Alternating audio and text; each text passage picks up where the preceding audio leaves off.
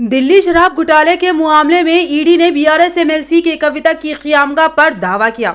मोहतरम नाज़रीन आदाब, जी टुडे न्यूज़ में आप सभी का खैर मक़दम है। लोकसभा इंतखाबात से कबल हैदराबाद में इन्फोर्समेंट डायरेक्टोरेट की कार्रवाई देखी जा रही है। दिल्ली शराब घोटाले के मामले में ईडी ने बीआरएस एमएलसी के कविता की क़यामगाह पर दावा किया। ईडी ने बंजारा हिल्स में कविता की रिहाइशगाह की तलाशी ली। कविता के घर पर दावे के मौके पर ओहदेदारों ने खानदान के किसी भी फर्द या दीगर अफराद को घर के अंदर जाने की इजाज़त नहीं दी। इन्फोर्समेंट डायरेक्टोरेट के ज्वाइंट डायरेक्टर की क़यादत में 10 ओहदेदारों पर मुश्तमिल एक टीम कविता के घर पहुंची। इसके अलावा किसी नाखुशगवार वाक़े से बचने के लिए उनकी रिहाइशगाह पर सिक्योरिटी के भी सख्त इंतजाम किए गए।